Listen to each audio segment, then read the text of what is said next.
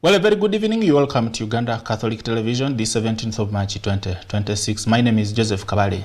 I'm bringing you the Tuesday edition of Uctv News. Now to start with, the resident district commissioner from Mbarara City, Catherine Helen Kamwine, has called on the public, especially those communities living near rivers and in mountainous areas, to strengthen efforts towards environment conservation. Kamwine made the appeal while presiding over the launch of the 9th Uganda Water and Environment Week in Mbarara City, held under the theme Water and Environment for an Inclusive and Prosperous Uganda. Let's watch.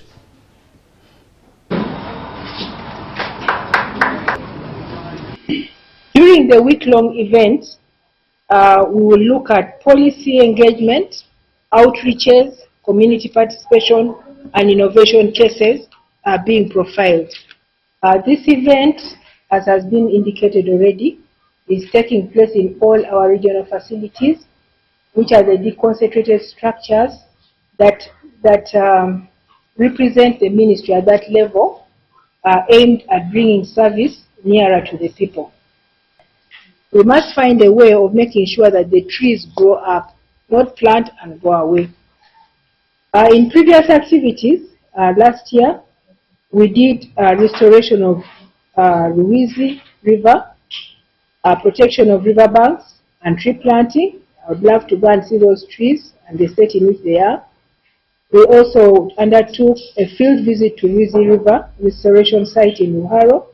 The ministry has a lot that it can deliver and has done it for those who have taken keen interest in knowing how we can utilize our resources well and maintain our wetlands and how we have benefited. But even where we have destroyed the wetlands, we know the repercussions. We have felt the results. The last year's sunshine, we really felt it. It was our contribution as community members that we did not keep our environment the way it is supposed to be kept. So people, when we are talking, know that we have delivered as government, we have delivered as a ministry, but we need to add more. We need to be heard. Our voices should be heard. Message should be taken to the people that need to hear it and learn. Let us not relax and say we have done it. We need to do better than we have done. And the ministry has gone ahead to support those communities that have been solely relying on wetlands, especially for farming, and where they supported with income generating alternative livelihoods like beehives and pickets. We have been engaging these communities, we have tried to train them, and the good out of this is that they have now started realizing, especially when they have harvested the honey, because they have seen that they can get an additional income other than being in the wetlands. Alright, and in other news, the Constitutional Court of Uganda has nullified the Computer Misuse Amendment Act 2022, ruling that the Parliament passed the law in violation of the constitutional procedure in a landmark decision carrying significant implications for free speech and digital regulation in the country. In a unanimous judgment, a panel of justices led by Irene Mulyagonja, alongside Ketura Chitarisibwa Katunguka, Christopher Madrama Byaruhanga, and Monica Mugenyi Nambayo found that Parliament failed to meet the required quorum when passing the law. We have more.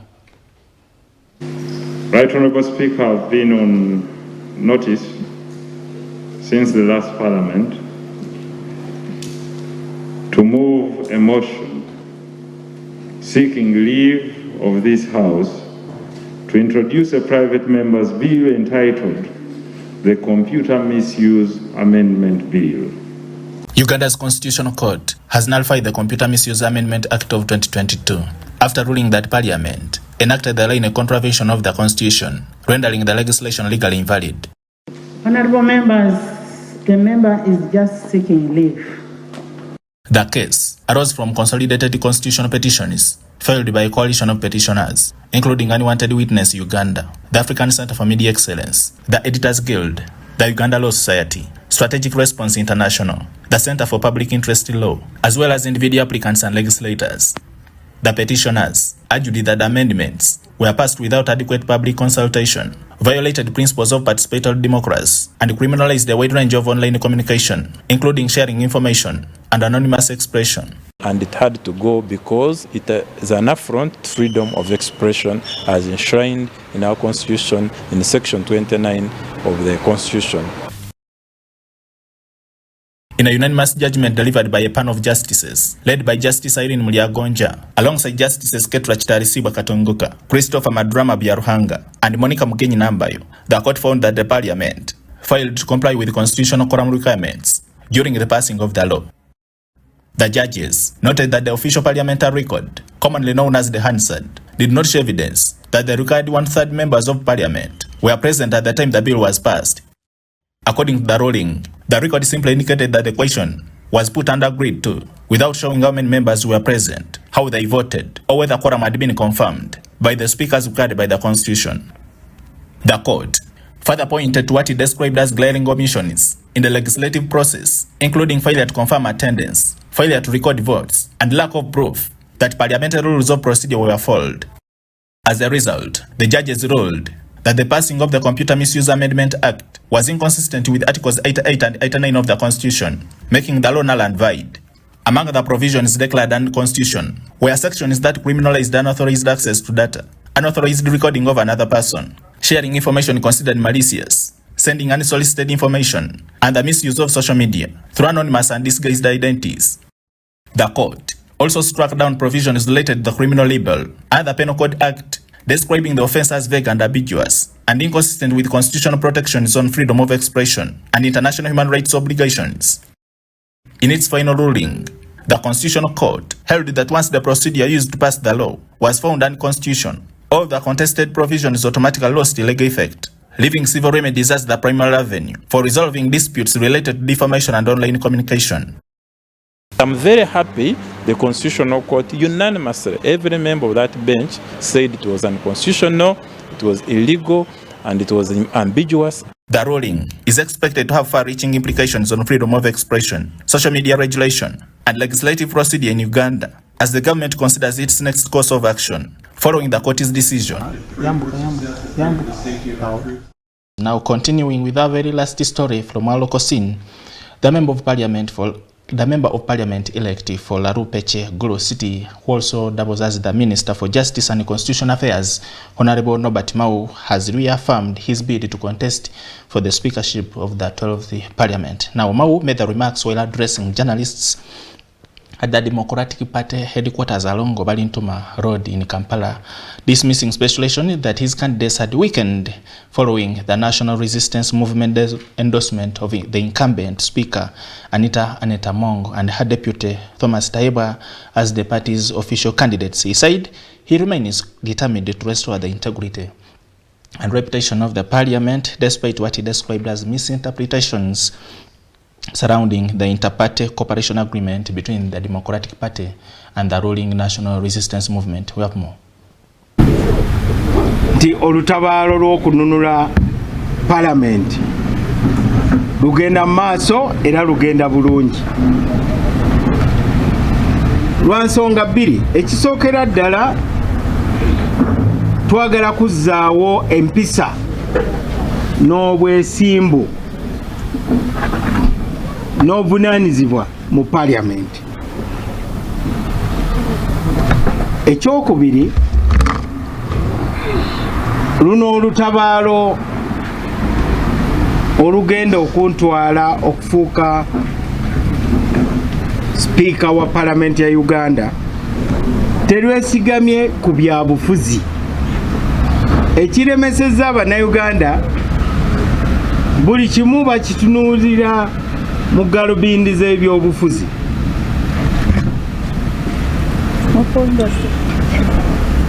Ensonga zange zeesigamye ku bintu birala nnyo, naddala empisa. N'olwekyo bammemba ba paalamenti eno eddako ey'12 be bagenda okutulamula, be bagenda okusalawo. Lwesigamye ku nsonga emu nti omuntu yenna abeera n'obuyinza alina okubeera n'ebigendererwa ebiruubirirwa byagoberera asobole okukozesa obuyinza obulungi. Okubeera n'obuyinza nga tolina bigendererwa kijja kutwala. Please keep it Uganda Catholic Television. We'll be right back.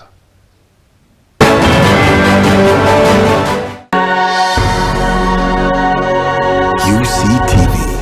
Good news for all.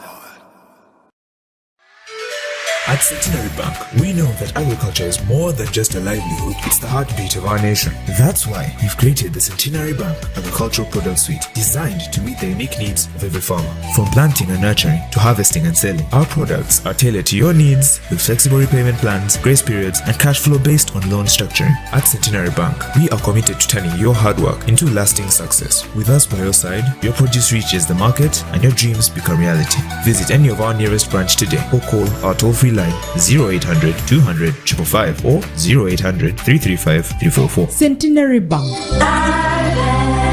Centenary Bank is a member of the Center Group regulated by Bank of Uganda. Customer deposits of up to 10 million shillings are protected by the Deposit Protection Fund of Uganda. Terms and conditions apply.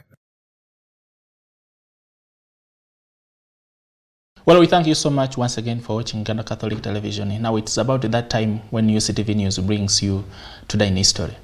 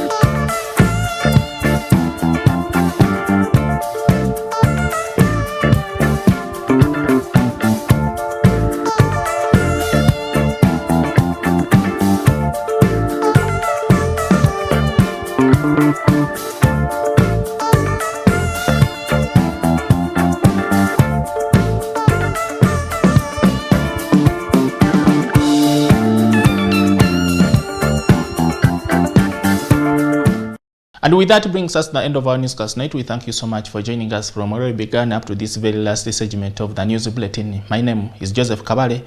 On behalf of the team at Uganda Catholic Television, we wish you the very best of the night and remind you to follow us on all our social media handles, including X, YouTube, TikTok, and all the rest.